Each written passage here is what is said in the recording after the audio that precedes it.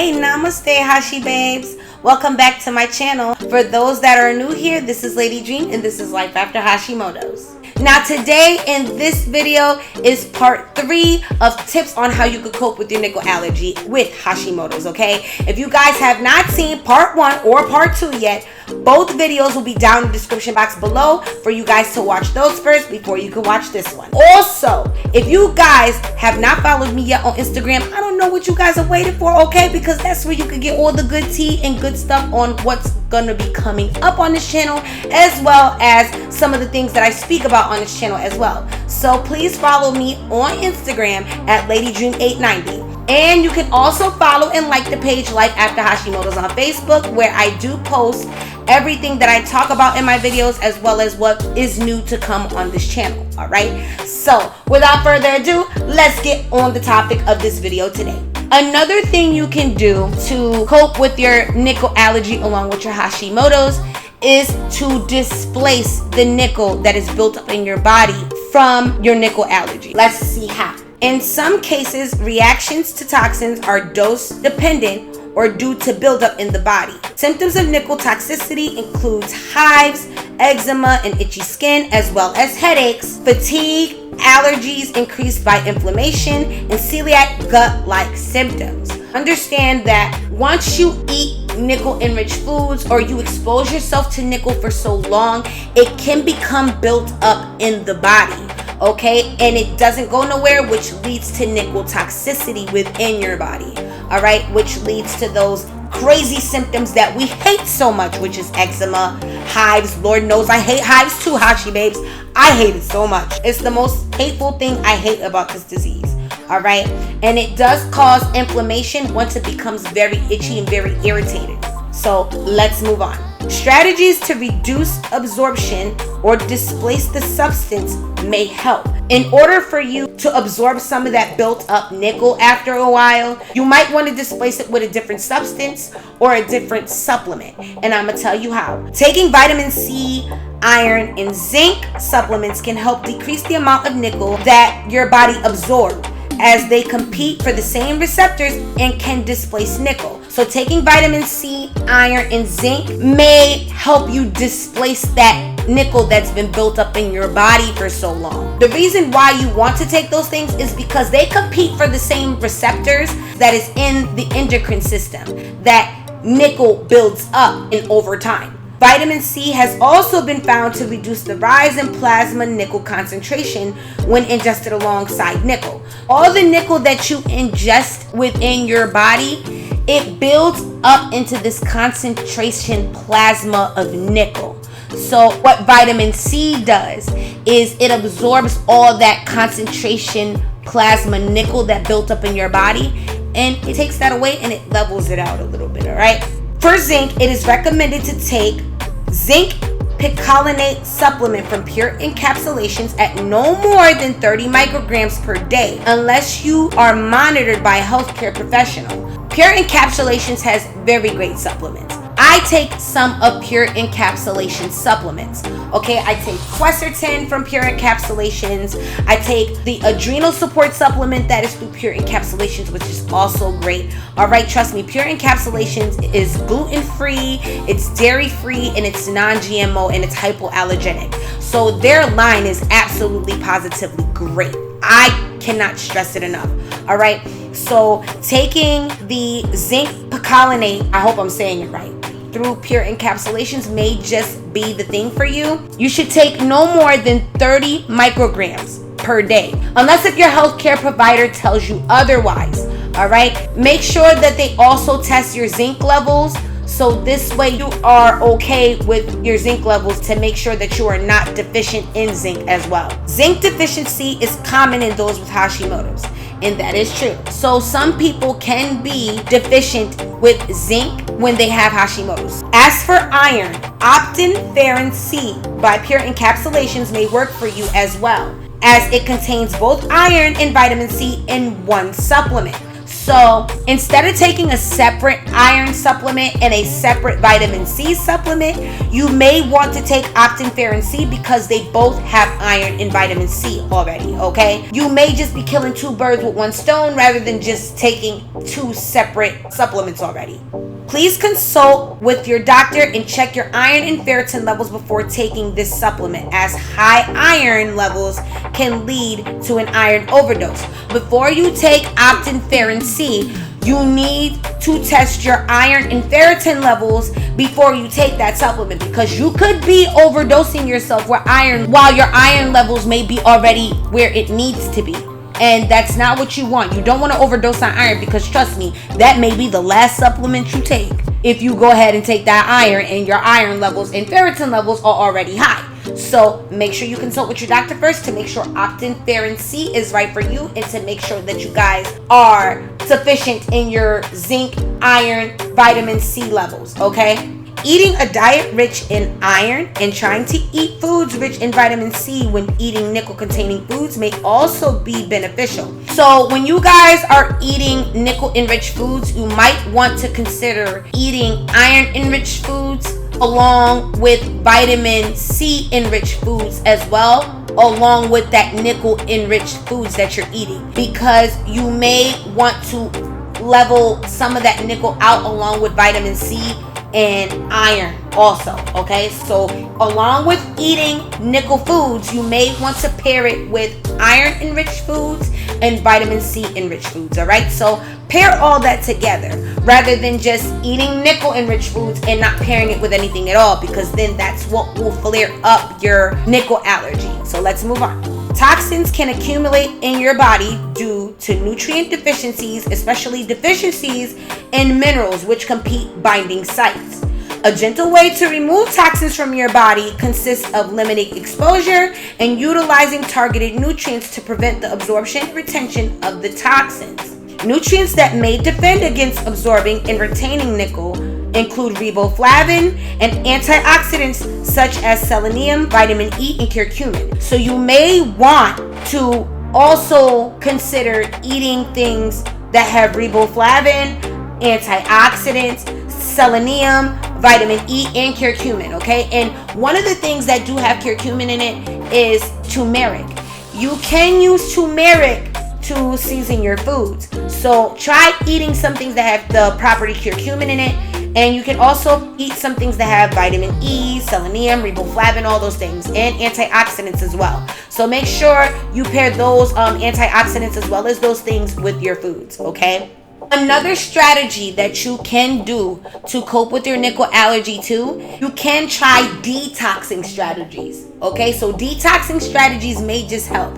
And I'm going to tell you what detoxing strategies you can use to cope with that nickel allergy, okay? So one of the detoxing strategies that you can use with coping with your nickel allergy is sweating. Believe it or not. Oh no, Hashi babes, I know it sounds disgusting, but it's true. Sweating out those toxins within your body may just help you, and I'm gonna tell you why. Studies have found that certain heavy metals like nickel are going to be more concentrated in sweat than in the urine when they are excreted from the body.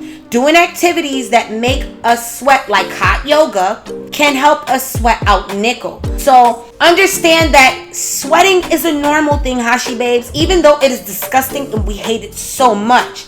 Sweating can also help us sweat out those toxins that are not good for us, such as nickel, all right? So doing yoga, sitting in a sauna, or doing Pilates, or one of your favorite activities that make you sweat would help you detox that nickel out your system, all right? You can also consider saunas for detoxification, which I said, as they offer a more gentle alternative to forceful detoxification methods like chelation. So an example of a sauna that you can use to help you detox that nickel out of your system and sweat it out is the at-home sunlightened sauna, which I will have a picture of here. If you guys have the ducats for that and you guys can afford it, go ahead, baby, invest in that, because you are investing in your health, and that is a good thing. So consider buying the Sunlight in Sauna, all right? And that picture will be on the side here, and the site will be down in the description box below if you guys are considering buying this product, okay? And I am also considering it myself in the future. So understand your girl about to have an in-home sauna in her house, okay? Hey, so trust me, I'll be sipping my nice little Hashimotos while I'm in that sauna, baby. Trust me. They also tend to carry additional health benefits not found in other therapies that make us sweat, like yoga and exercise. So not only does exercise like yoga and all those things and sweating may help us detox that nickel, but also the sunlit and at-home sauna may help you detox that out, as well as it having health benefits. Okay, there is health benefits to that, and I will make a separate video on what health benefits come with using the at-home saunas. All right, so stay tuned for that. Another thing that can help is a liver support protocol. Doing a liver support protocol may just help you detox that nickel out your system, and I'm gonna tell you why.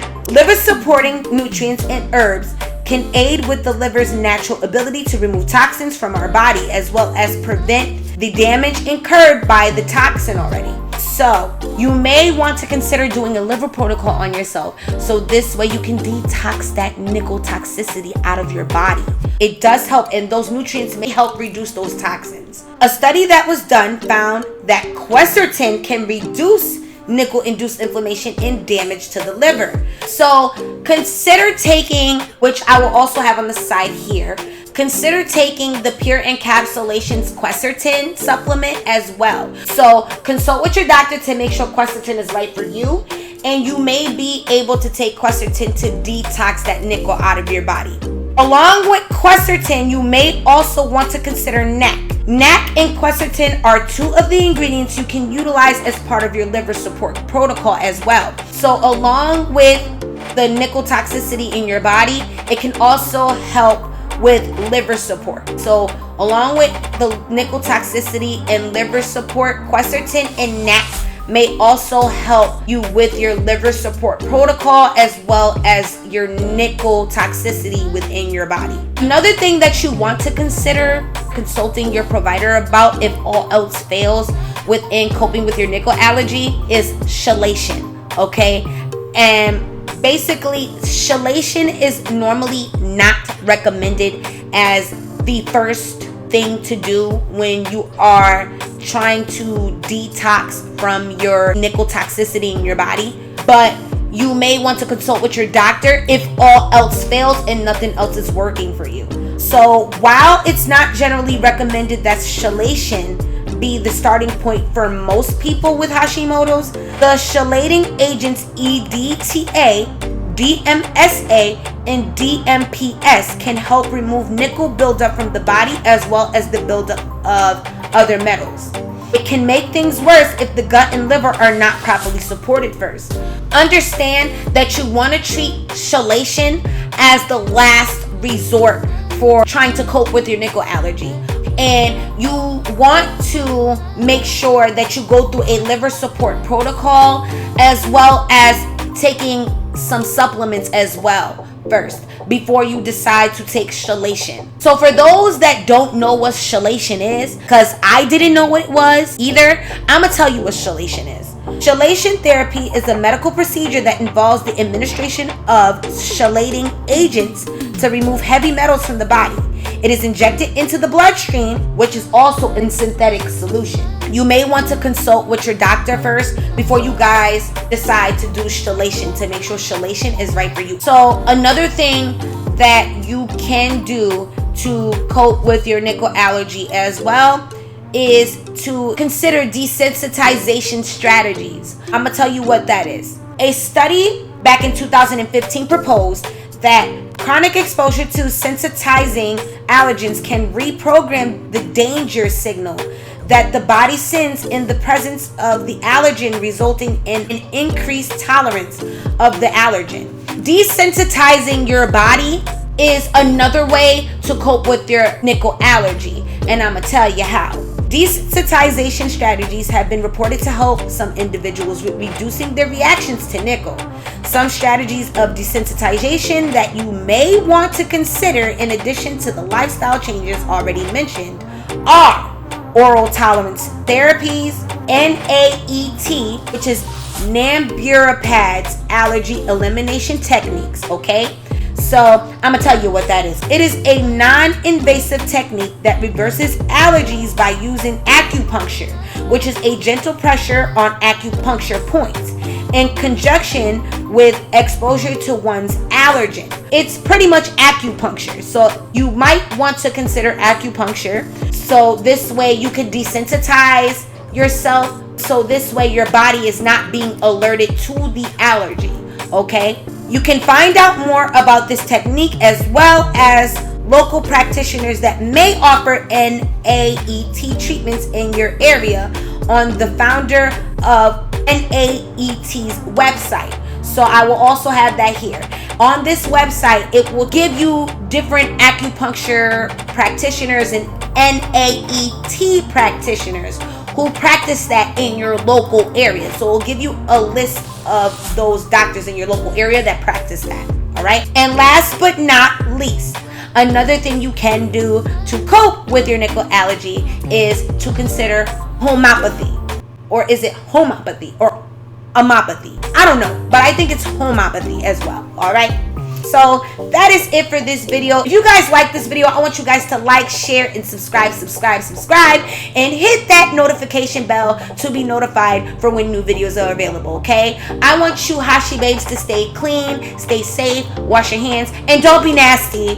And wear your mask everywhere you go, okay? It is still COVID, and I know they are offering COVID vaccination, so you might want to consider getting a COVID vaccine and make sure that getting a COVID vaccination is right for you. I don't know. I feel like it may not be right for me, but I will consult with my doctor and consider it. I don't know. I've been on the fence about it lately, but anyways, I wish you guys nothing but love, peace, and positivity, and I will see you guys next video, all right? I love you guys. Mwah. Namaste. Bye.